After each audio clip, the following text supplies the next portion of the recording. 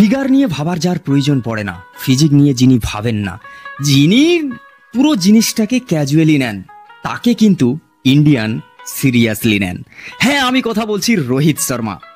Hello বন্ধুরা, welcome to my channel, welcome to my another episode star গল্প। Star গল্প, স্টারেদের গল্প।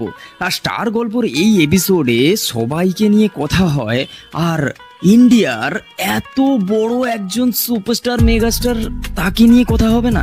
হ্যাঁ, আমি কথা বলছি রোহিত শর্মাকে নিয়ে। প্রত্যেকদিন সন্ধ্যে 7টা মানে আমি নিয়ে হাজির হই স্টার গল্প।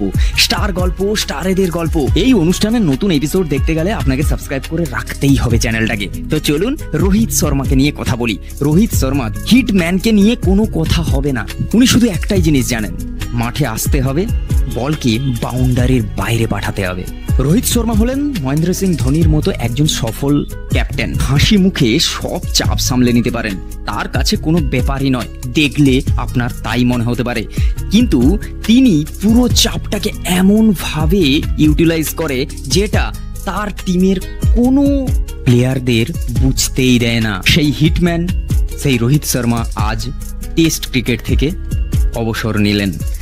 দেখা যাবে না আর সাদা জার্সি পরে রোহিত শর্মাকে, দেখা যাবে না সাদা জার্সি ব্যাট হাতে লাল বলের মাঠে। এটাই হচ্ছে বেশ মন খারাপের একটা দিন। আজ আকাশে মেঘ করেছে, বৃষ্টি তো নামছেই, কষ্ট তো আছেই। যেখানে দেখা যাবে না রোহিত শর্মাকে, যেখানে দেখা যাবে না তার সঙ্গে তারই বন্ধু বিরাট কোহলিকে, হিটম্যান আর রান মেশিন দুজনকে একসঙ্গে আর টেস্টের মাঠে দেখতে পাবে না ভারতবাসী, বিশ্ববাসী। ভাবলে বেশ কষ্ট লাগে, কিন্তু মেনে তো নিতেই হবে। একটা সময় সবাইকে সরে দাঁড়াতে হয়, নতুনদের জায়গা করে দিতে হয়। শুনেছিলাম মহেন্দ্র সিং ধোনির মুখ থেকে। আজ সেই কথাটা শুনতে হয়তো ভালো লাগে, মেনে নিতে খুব কঠিন।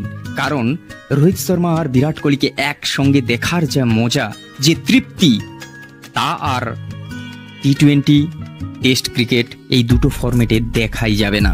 এই আফসোসটা ভারতবাসী তথা বিশ্ববাসীর মনে গেঁথে থেকেই যাবে। আজকের ভিডিও এই পর্যন্ত। যদি ভালো লাগে like, comment, share and subscribe my YouTube channel. আর আপনি যদি ফেসবুক থেকে দেখে থাকেন অবশ্যই ফলো করে একটা লাইক করে দেবেন। আর হ্যাঁ, বন্ধু যদি তোমার ক্রিকেট প্রেমী হয় অবশ্যই ভিডিওটা তাকে শেয়ার করুন। দেখা হচ্ছে নতুন একটা এপিসোডে খুব তাড়াতাড়ি।